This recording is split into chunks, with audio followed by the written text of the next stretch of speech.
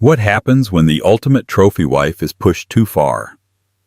For 10 years, Emma Devington was the perfect silent partner to billionaire Andrew Devington. She hosted his parties, smiled for his cameras, and quietly endured his indiscretions. His newest mistress, Serafina Vance, was different. She was ruthless, ambitious, and she wanted the title Mrs. Devington. When Serafina finally got her wish and Andrew filed for divorce, she thought she had won it all: the man, the money, the empire. But she and Andrew both forgot about the one document Emma never did, the secret prenup. And this one wasn't for a simple payout. It was for everything. The penthouse at 740 Park Avenue was less a home than a museum of cold hard wealth. Its vast white-on-white rooms, curated by a minimalist designer Andrew Devington had hired, echoed with the silent tension of a marriage long dead. Emma Devington, draped in a silk robe the color of champagne, stood at the floor-to-ceiling window watching the sunrise bleed pink and orange over Central Park. She hadn't slept.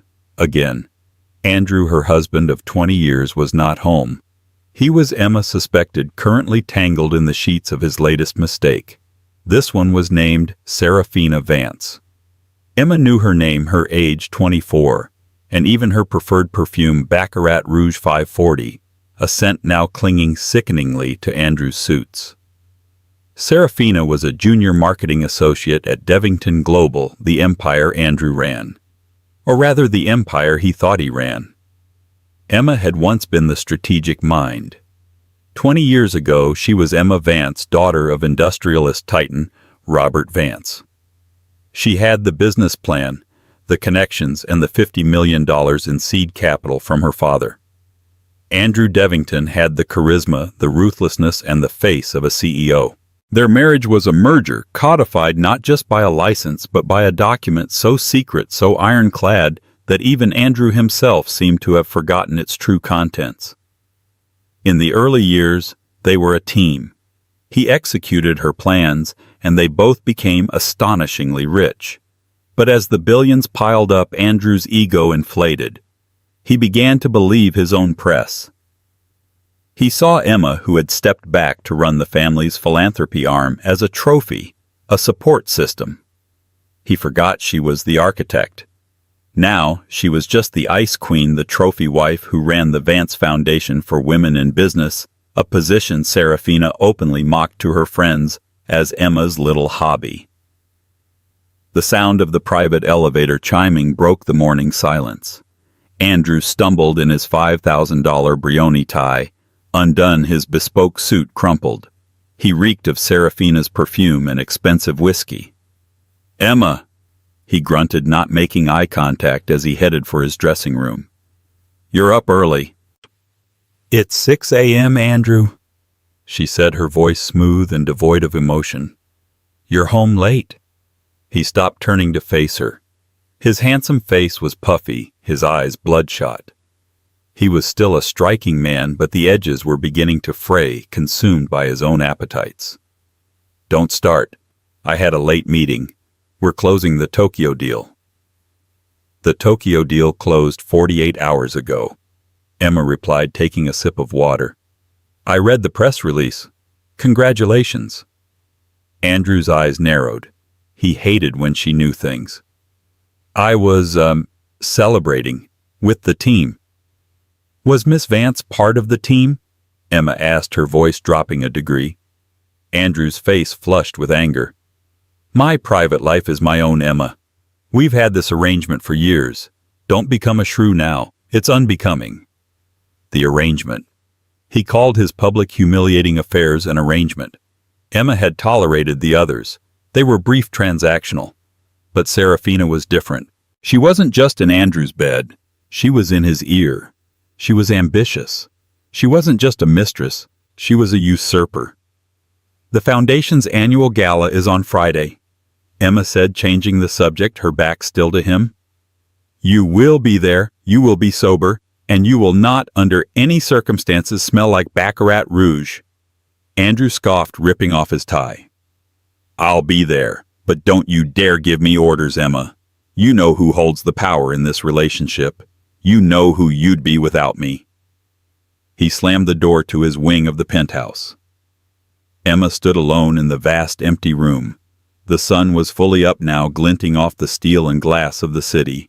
A single cold tear traced a path down her cheek. She wasn't crying from sadness. It was rage. A cold, patient, calculating rage. She picked up her personal phone, one Andrew knew nothing about, and sent a single text to a number she knew by heart. It was to Mason Cole, senior partner at Cromwell Stern, and Vance, her father's law firm. The text was 2 words. It's time. The Vance Foundation Gala was the jewel of the New York philanthropic season. It wasn't just a party, it was a display of power. This year it was held at the Metropolitan Museum of Art in the Temple of Dender. Emma, in a midnight blue gown by Oscar de la Renta, was the picture of grace. She glided through the room, a perfect smile fixed on her face, greeting senators, billionaires, and tech moguls. Andrew was at her side as promised. He was sober, impeccably dressed in a Tom Ford tuxedo and playing the part of the supportive husband. But his eyes kept darting to his phone. Emma knew why. Serafina was texting him. The younger woman had become increasingly bold, demanding more of Andrew's time, more public displays. She was tired of being a secret. "Darling," Andrew said, leaning in, his voice a low growl. "You've outdone yourself. The room is adequate." His praise was always a backhanded compliment. "Thank you, Andrew," Emma said, her smile not reaching her eyes. "I see you're distracted. Is Miss Vance having a crisis?" Andrew's hand tightened on his champagne flute. "I warned you, Emma." "You did," she agreed, turning to greet the mayor. "And I'm so glad you're here to support a foundation dedicated to empowering women." The night wore on. The auction raised $15 million. Emma gave a moving speech about giving women the tools to break their own glass ceilings. Andrew stood beside her on stage, clapping the very image of a proud spouse. The next morning, the pictures were all over page 6 and the Daily Mail. Emma and Andrew Devington, the power couple of philanthropy. But splashed across the bottom of the same page was a smaller, grainier photo. It was Andrew hours later at the downtown club Apotheca. He was leaving, and clinging to his arm was a woman in a scandalously short red sequin dress. Her face was turned to the camera and she was smiling triumphant. It was Serafina Vance. The open secret was now just open. The pitying calls started at 9 a.m. "Emma, darling, are you all right?" "She's just a child, Emma. He'll be bored of her in a week." "How dare he humiliate you like this?" Emma fielded each call with detached politeness. "Thank you for your concern, Barbara, but Andrew's hobbies are his own. Now about your pledge to the foundation." But Serafina wasn't done. She had escalated. This wasn't just an affair. It was a public relations campaign. Serafina wanted to replace Emma, and she was making her move. A week later, Andrew came home in the middle of the day. This was so unusual that the household staff froze. Emma was in the library reviewing financial reports from the foundation. "Emma," he said, standing in the doorway. He wasn't wearing a suit. He was in casual, expensive linens like a man on vacation. "Andrew, you're home," she said, not looking up from her laptop. "We need to talk. I'm in love with Serafina." Emma's fingers stilled on the keyboard. She looked up, her face a perfect porcelain mask. "In love or in lust, Andrew? You've confused the two before." "No, this is real," he insisted, his voice rising a petulant child. "She understands me. She's vibrant. She's alive. She's not cold. She's not you." "I see," Emma said. She closed the laptop. "And what does this real love require?" "I want a divorce," he said, the words rushing out. There it was, the moment she had been waiting for. "I see," she repeated. "I'll be generous, of course." He continued, pacing the room now in his element as the magnanimous victor. "I'll give you the Hamptons house and a settlement. Let's say $20 million. That's more than fair. Emma almost laughed. 20 million. Their art collection alone was worth 10 times that. He was worth $10 billion, and she was the one who had written the original business plan. The Hamptons house, she mused. And $20 million. Yes, it's generous. You'll be comfortable for the rest of your life. You can focus on your little charity. And you, she asked, what will you and Miss Vance do?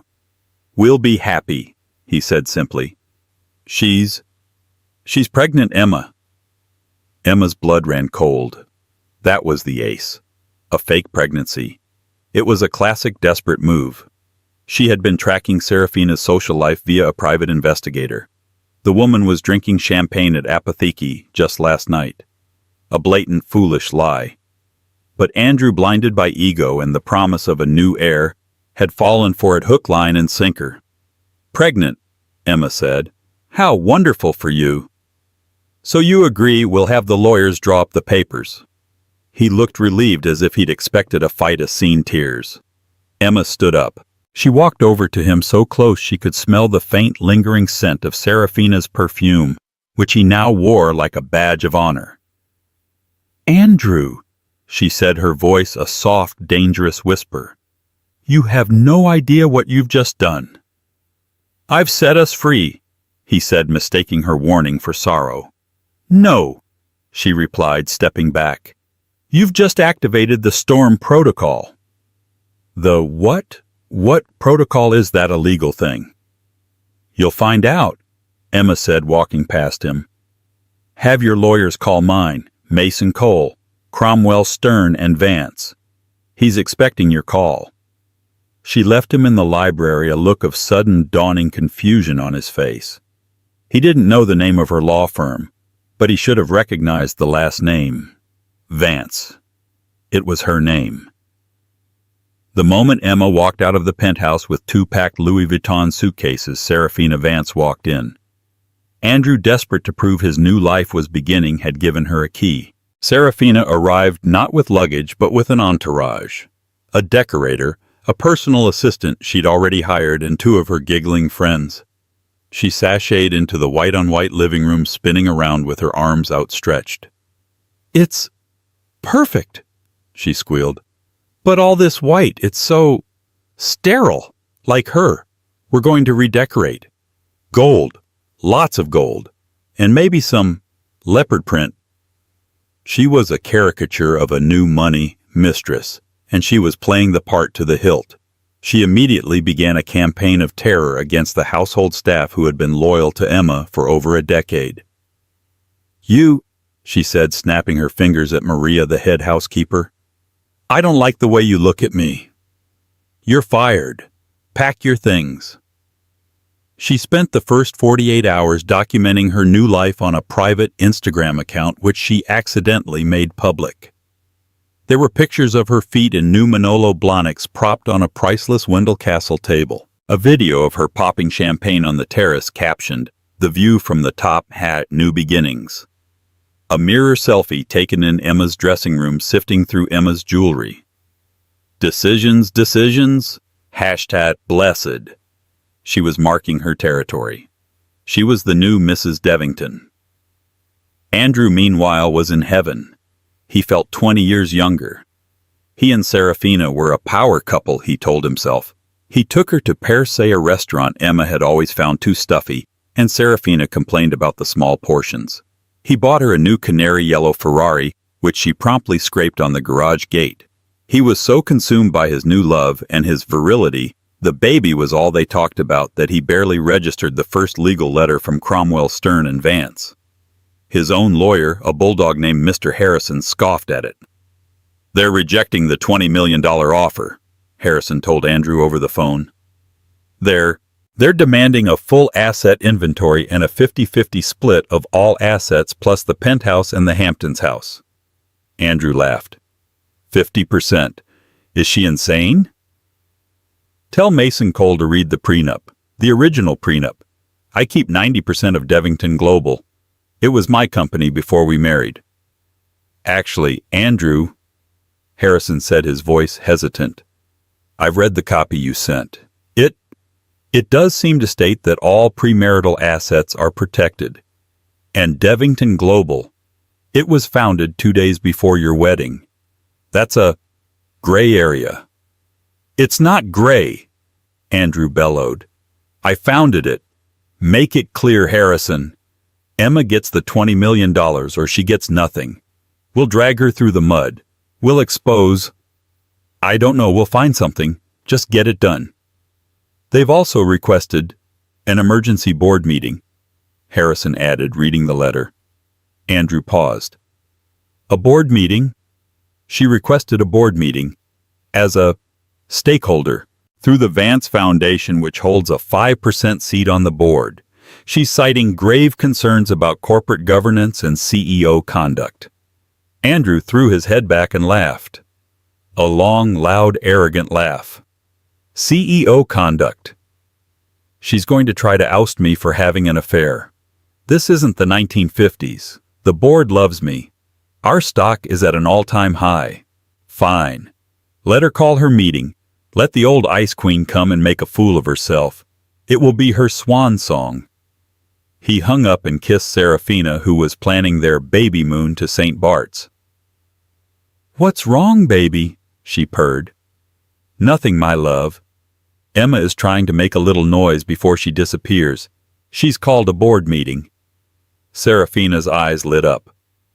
Oh, a board meeting. Can I come? I want to see her face when she realizes she's lost. No, darling, Andrew said, patting her. This is business, but I'll tell you what. I'm going to use this meeting for something else. I'm going to announce our new addition, and I'm going to create a new position for you. Head of Lifestyle and Brand Strategy. How does that sound? Serafina clapped her hands. Mrs. Serafina Devington, board member. Not board member, darling, but a senior executive. It's time this company had some new vibrant energy. Serafina pouted for a second, then smiled. Fine, but I want an office next to yours, and a very, very big budget. Anything for you, Andrew said, kissing her again. He was giddy. He was going to get everything he wanted. He would get his divorce, his young, beautiful, and pregnant new wife, and he would finally publicly put Emma in her place. The day of the board meeting arrived. Andrew dressed in his favorite suit, a navy blue Patek Philippe on his wrist. He felt invincible. He strode into the boardroom on the 50th floor, the masters of the universe on his board, old men he'd known for decades, all rising to greet him. Gentlemen, he boomed, thank you for coming on such short notice. I know there was an item on the agenda placed by Mrs. Devington. I'm afraid she's going through a difficult time. We are, as you may have heard, divorcing. A somber murmur went through the room. But, Andrew continued, smiling, it's for the best, and it has led to some wonderful new developments, which I will. The heavy mahogany doors of the boardroom swung open. It wasn't Emma. It was 3 men in dark suits. Andrew didn't recognize them. Can I help you? Andrew said, annoyed. This is a private meeting. The man in the center, who looked more like a bouncer than a lawyer, said, We're here to ensure the meeting proceeds in an orderly fashion. We're with Kroll Security at the request of Cromwell, Stern and Vance. Security? Andrew said, laughing. Did she think I was going to hit her, gentlemen? I apologize. And then the doors opened again. Emma Devington walked in. The room fell silent. This was not the Emma they knew. This was not the polite, smiling foundation wife in the pastel Chanel suit. This Emma was wearing a severe custom-tailored Tom Ford pantsuit in charcoal gray. Her hair was pulled back in a tight, punishing chignon. Her only jewelry was her father's signet ring. She looked like a general, a CEO, a queen. She was flanked by 2 people. One was her lawyer, Mason Cole. The other was Robert Vance, her father. The man who had been silent for years assumed to be retired and frail. He was in a wheelchair, but his eyes were like steel chips. Andrew, Emma said, her voice echoing in the silent room. You're in my seat. The silence in the boardroom was absolute. The 10 board members' men who controlled industries stared frozen at the scene. Andrew Devington, for the first time in his life, looked utterly bewildered. "Emma, what is this, a circus?" he stammered.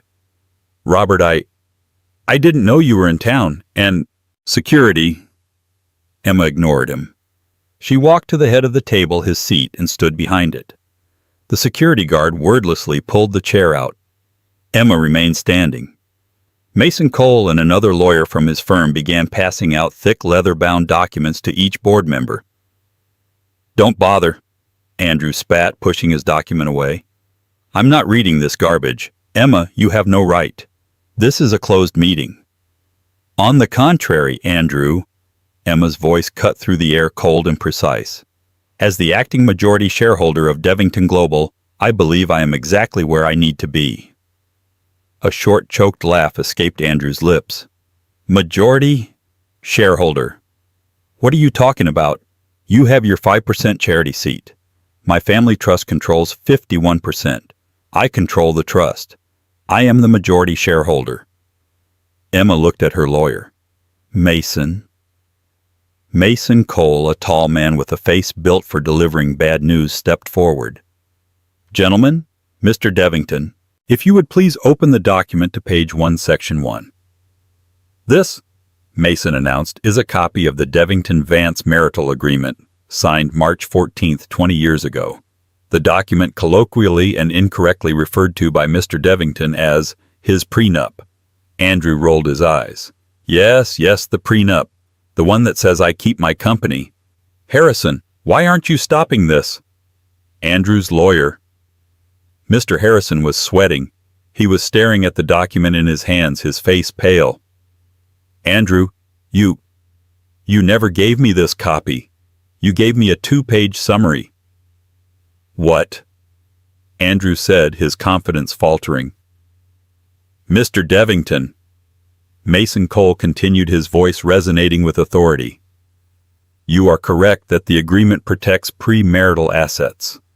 But you seem to be under a severe misapprehension about what those assets were." Emma's father, Robert Vance, spoke for the first time. His voice was a dry, powerful rasp. "You came to me with a handful of ideas, Andrew. You had charisma and a $10 C line of credit. My daughter had a 200-page strategic business plan, and I had $50 million in seed capital. That $50 million Mason took over was not a loan. It was a capital investment. The founding investment which established the Vance Family Trust, not the Devington Family Trust. In exchange for the role of CEO and steward of this new entity, Devington Global, you were granted full voting control of the 51% majority shares held by that trust. Conditionally. Andrew was white as a sheet. Conditionally, what conditions? Please turn to page 47, section 9, clause 4b. Emma said, her voice devoid of any emotion. The fidelity and key man reversion clause. The room was filled with the sound of rustling paper. "Allow me to read it aloud," Mason said, putting on his glasses. "In the event that the CEO, Andrew Devington, fails to maintain the integrity and public respect of the marital union with Emma Vance Devington, which is defined herein as but not limited to engaging in extramarital affairs that bring public disrepute upon the family and the company, or filing for dissolution of the marriage on grounds other than mutual consent." Mason paused, looking up at Andrew over his glasses. "The stewardship of the Vance Family Trust is considered breached. Upon such a breach, all voting rights and controlling shares held within the trust become unvested from Andrew Devington and revert immediately and irrevocably to the secondary beneficiary and trust architect, Emma Vance Devington." You could have heard a pin drop. Andrew looked like he was going to be sick. This is insane," he whispered. "It's not legal. I never read this." Emma spoke. "You never read it. You were too busy picking out the color for your new Porsche. But your father did." Andrew looked confused. My father. Yes, Emma said. Your father, rest his soul, knew you. He knew you were a brilliant salesman but a reckless man. He insisted on the clause. He was the one who co-signed it as the legal witness to protect my family's investment from your ego. Robert Vance wheeled himself forward. We knew this day would come, Andrew. I just hoped it wouldn't, but you're a fool. You were always a fool for a pretty face. You thought you married a trophy, you married a Vance, and we always read the fine print. Andrew was hyperventilating. He looked at the other board members. You can't let this happen. This is my company. I built this. You ran this company, Emma corrected him, and you ran it well for a time, but now your conduct has become a liability, and per the terms of the agreement your stewardship is over. Gentlemen of the board, Emma said, her voice ringing with new absolute authority. The agenda has changed.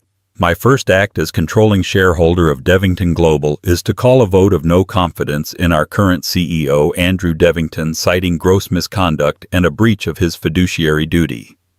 She looked down the table, her steel gaze landing on each man. All those in favor. One by one hands went up.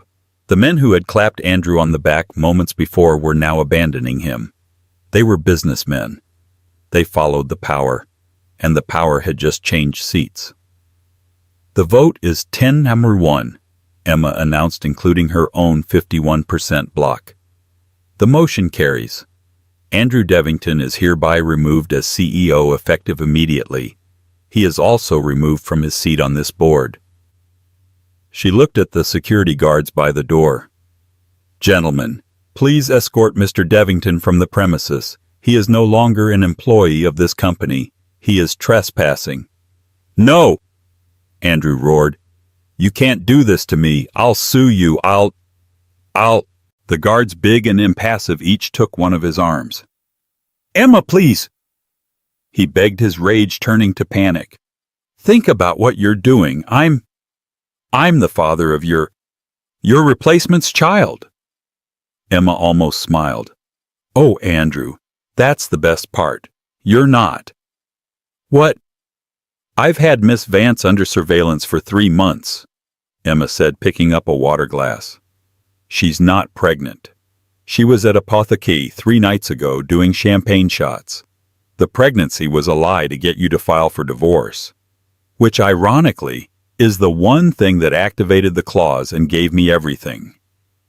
Andrew's face crumpled. The realization, the total, absolute, soul-crushing loss hit him all at once. He had lost his company, his fortune, and his wife for a 24-year-old's lie. Get him out, Emma said, her voice bored. As the guards dragged the sputtering, defeated billionaire out of the room, Emma turned back to the stunned board. Gentlemen, she said, smoothing her pantsuit, don't look so glum. This company is finally under stable leadership. Now, let's talk about the Q4 projections. I have some notes. While Andrew Devington's world was imploding on the 50th floor, Serafina Vance was living her dream. She had spent the morning at the flagship Bergdorf Goodman using a new black titanium American Express card Andrew had given her. It was a secondary card on his account, an account that as of 10:15 a.m. was frozen solid. She returned to the penthouse, her arms laden with shopping bags, to find a man in a severe suit and 2 uniformed security guards standing in the lobby. Can I help you? She asked, annoyed. Miss Serafina Vance, the man, the building manager, asked. That's Mrs. Devington to you, she snapped. Or it will be soon. Now open the elevator. I'm afraid I can't do that, miss, the manager said, his voice firm. Your access privileges to this building, and specifically to Penthouse 50A, have been revoked. Serafina's blood ran cold. Revoked? What are you talking about? My fiancé owns this building. No, ma'am, the manager said, checking his tablet. The Vance Family Trust owns this penthouse. And the new head of that trust, Mrs. Emma Devington, has instructed us that you are to be considered a trespasser. These officers will escort you from the premises. This is a mistake, Serafina shrieked, her voice rising. Emma is a nobody. She's the ex-wife. Andrew is in a board meeting right now. He'll have your job for this. Mrs. Devington is in that board meeting, the manager said, his patience wearing thin. As the new CEO and majority shareholder of Devington Global. Now if you'll please leave. CEO, Serafina whispered. The word didn't compute. She fumbled for her phone, her hands shaking. She had to call Andrew. He would fix this. She dialed. It went straight to voicemail. She dialed again. Voicemail. He must still be in the meeting. She stammered, more to herself than to the guards. Ma'am, you need to leave. Now. I'm not going anywhere, she yelled. My things are up there. My new clothes, my cat. Your personal items have been packed, the manager said, gesturing to a stack of plain brown cardboard boxes piled neatly by the service entrance. A white cat in a carrier is with them. The humiliation was a physical blow. She stumbled over to the boxes. Her $10,000 gowns, her new shoes, her life was all tossed in boxes like garbage. This wasn't how the story was supposed to end. She was supposed to be the new queen. No, she whimpered, sinking onto one of the boxes. Then panic truly set in. The lie. The baby. Andrew was a fool, but he wasn't that big of a fool. If Emma was CEO, if she had this much power, she would know. She would find out. Serafina's thumbs flew across her phone, sending a rapid-fire text to Andrew. Andrew, baby, call me. There's a problem at the apartment. They won't let me in. They said Emma is CEO. It's all a lie, right? Call me. No reply. She started to cry, her mascara running. This wasn't the triumphant victory she'd planned. She was a spectacle. The doormen were watching her. She sent another text, this one more frantic. Andrew, please, I'm scared. What's happening? Did she do something? Still nothing. Desperate, she played her last card, the one she was saving. Andrew, answer me. Okay, fine. The pregnancy, it's not real. I'm not pregnant. I lied. I wanted you to pick me. I wanted us to be together. Please, baby, it doesn't change anything. I love you. Just come and fix this. Please. She hit send. Andrew Devington was not a man accustomed to public transit, but after his corporate Amex was declined at the parking garage for the cost of his own $400,000 Bentley's parking ticket, he was forced to stumble dazed into the New York City subway. He sat on the hard plastic seat, his $10,000 suit absorbing the grime, a hollow shell of a man. The other passengers stared at him, this devastated, handsome man in a bespoke suit weeping silently into his hands. It was all gone.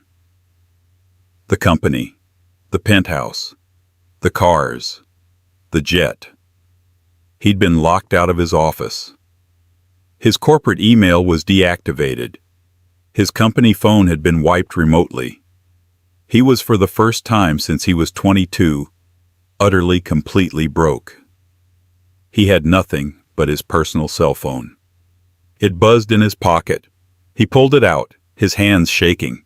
He had 47 missed calls from Serafina, and a string of texts. He read them, his vision blurring. Emma is CEO. It's all a lie, right? He scrolled down, his breath hitching. Okay, fine.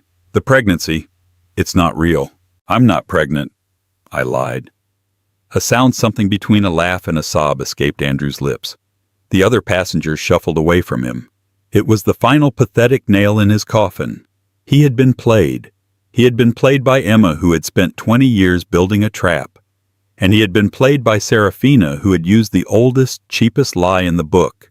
He had detonated his entire life for a 24-year-old and a phantom fetus. He finally arrived at his only other property, a bachelor pad in Tribeca he'd kept on the side. He'd paid cash for it years ago, and it wasn't connected to the Devington Global Vance Trust. It was his one small private refuge. He walked in. The air was stale. The phone rang. It was his lawyer, Mr. Harrison. Andrew. Thank God. I'm so sorry, Andrew. I've never seen anything like it. That document was ironclad. It was a work of art. What do I have left, Harrison? Andrew whispered, sinking onto a dusty sofa. Well, your personal bank accounts are frozen pending the divorce settlement, as is, well, everything. But this agreement, it's not a divorce prenup, Andrew. It was a business contract. The divorce is a separate matter. A small spark of hope lit in Andrew. So, I can still fight for half. No, Andrew, you don't understand, Harrison said, his voice grim. Emma isn't divorcing you. What? She's not filing. She activated the reversion clause. She took the company. But you are still legally married to her. Andrew was confused. Why would she stay married to me? Because, Andrew, the fidelity and reversion clause is separate from the divorce settlement clause. If she divorces you, the original prenup, the 2-page summary you gave me kicks in. She would have to pay you a $20 million settlement. Andrew couldn't breathe. So, she's not divorcing you, Andrew. She's keeping you. Keeping me. You are Mr. Emma Devington. You are her husband. You have no company. You have no job. You have no income. You are legally speaking a kept man. Your bachelor pad is a marital asset she can seize. Your personal accounts are marital assets she can freeze. You are married to the richest, most powerful woman in New York, and you have nothing. The phone slid from Andrew's hand. He was trapped. Emma hadn't just taken his company. She had taken his life. She wasn't giving him the dignity of a divorce. She was putting him in a cage, the same gilded cage she had lived in for 20 years. He was her trophy husband. His phone buzzed again on the floor. It was a text from Serafina. Andrew, please, I have nowhere to go. My bags are on the street, please. Andrew looked at the text. He thought of the lie. He thought of the company. He thought of Emma sitting in his chair. He turned the phone off. The 6 months that followed the boardroom execution were not a transition. They were a conquest. The name Devington Global, so synonymous with Andrew's brash masculine ego, was scrubbed from existence within 48 hours. Emma, it turned out, had the rebranding package complete with a new logo press kit and SEC filing prepared for over a year. The day after the takeover, a press conference was called. The financial world, still reeling from the shock, tuned in to see the grieving trophy wife. Instead, they met the general. Emma walked onto the stage not in Chanel pastels, but in a razor-sharp ink-black suit. Her hair was down. Her demeanor was not cold, but commanding. She stood before a new, elegant logo, VDI, for Vance Devington Industries. She had kept the name Devington, a calculated move. It was a brand after all, and she had just acquired it. But the Vance was now first. The foundation was now the keystone. Good morning, she said, her voice carrying across the stunned room. For 20 years this company was run on charisma and intuition. It did well. Starting today, it will be run on data strategy and a clear-sighted vision for the future. Andrew Devington's vanity projects, the floundering streaming service, the experiential airline, the disastrous foray into cryptocurrency are dissolved as of 9:00 a.m. this morning. We are pivoting effective immediately into sustainable technologies and a massive expansion of our biotech arm. Intuition is a good story. Data is a good business. Wall Street, which despised uncertainty, was suddenly shockingly reassured. This was not a chaotic emotional coup. This was a surgical logical correction.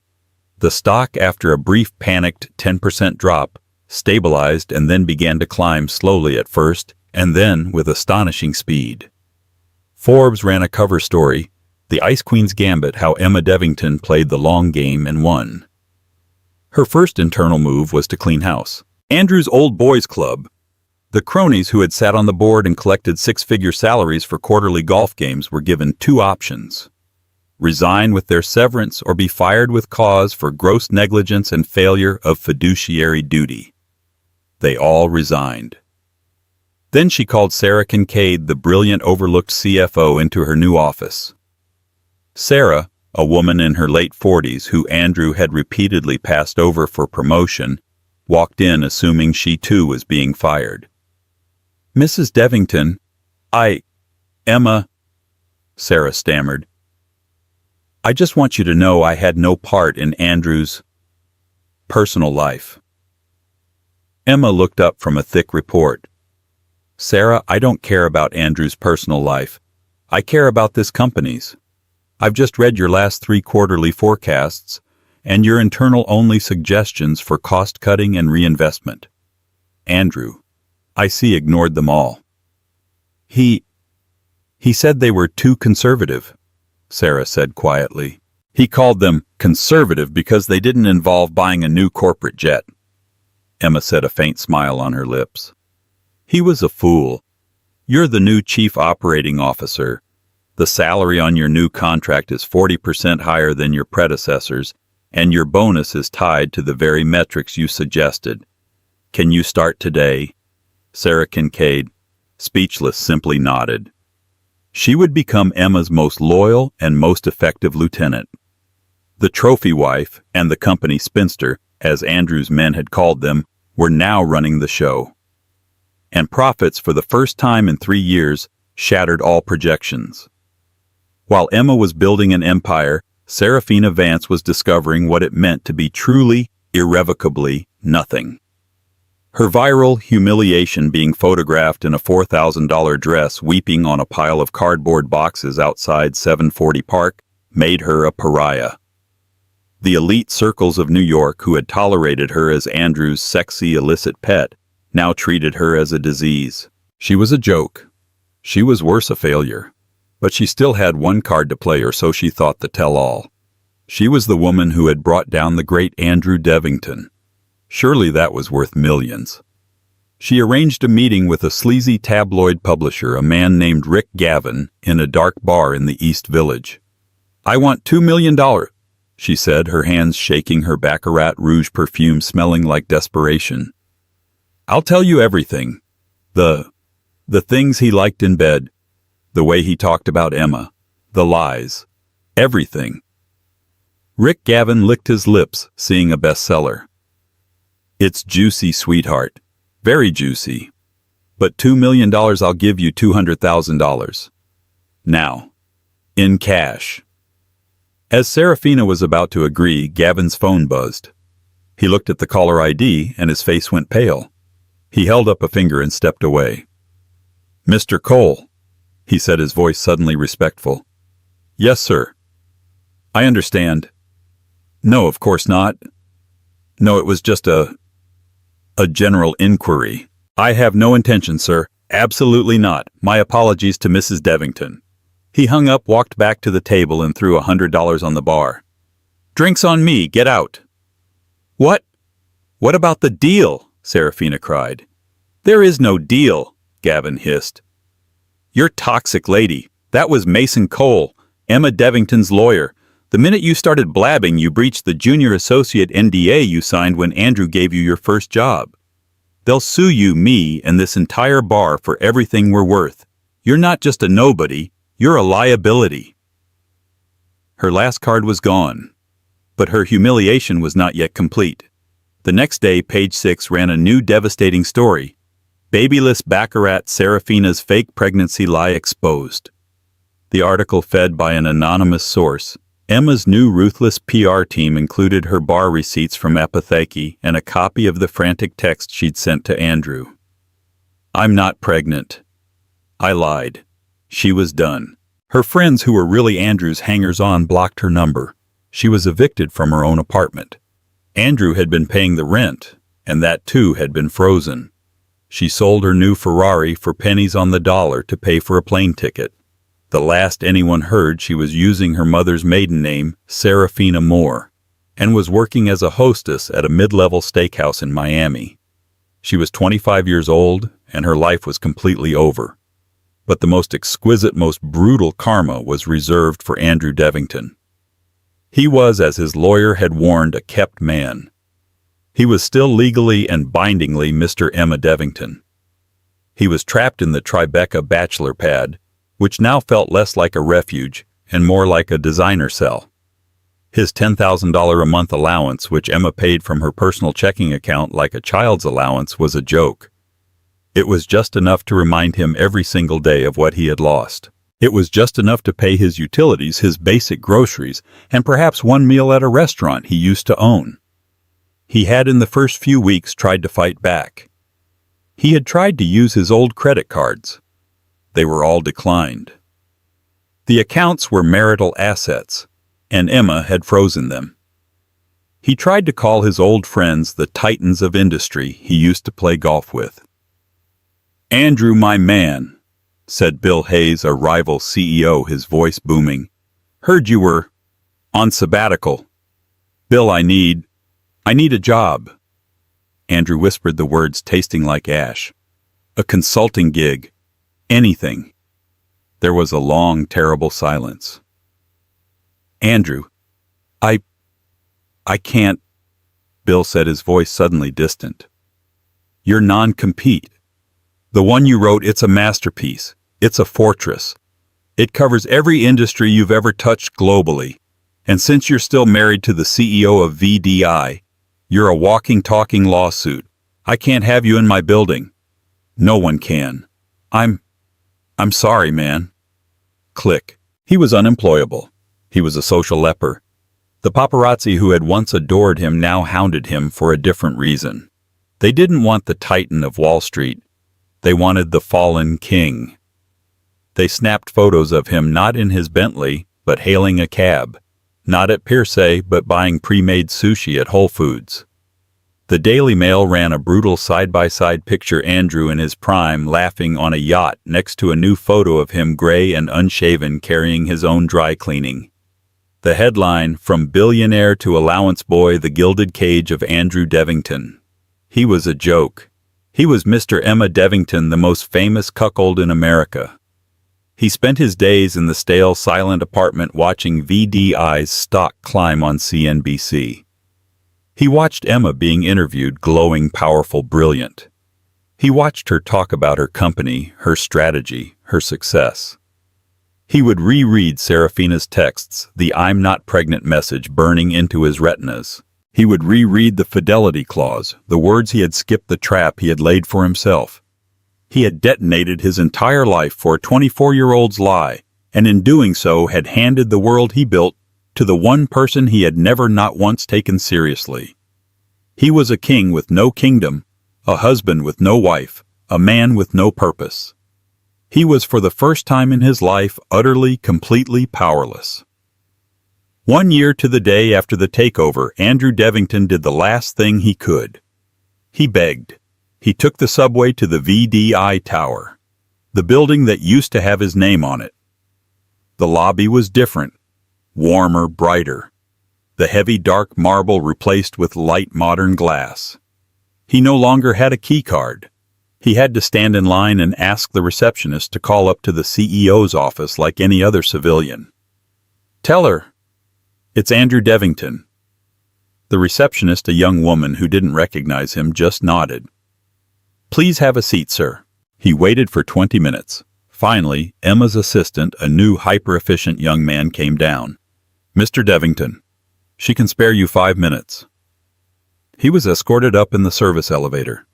Emma's office, his old office, was unrecognizable. The dark mahogany and leather hunting trophies were gone. It was open, filled with light art and plants. And at the center of it, at a massive glass desk, sat Emma. She looked up as he entered, not with anger or pity, but with simple, detached curiosity. "Andrew," she said, her voice smooth. "To what do I owe the pleasure? Did you have a problem with your allowance transfer?" He stood in the middle of the room, a ghost in his own life. His off-the-rack suit hung on him. He was thin gray and broken. "Emma," he whispered, his voice hoarse. "Please." "Please what, Andrew?" "Let me go." He took a step forward. Just divorce me. You've won. You've won everything. You have the company, the penthouse, the money. You have it all. You're brilliant. I see that now. I was a fool. A stupid, arrogant fool. He was crying, tears of genuine, pathetic despair. Just let me go, he begged, his voice cracking. I can't live like this. I'm nothing. Just give me the $20 million from the original prenup. Let me go to Australia. Let me just disappear. Please. Emma stood up. She walked over to the floor-to-ceiling window, looking down at the city she now commanded.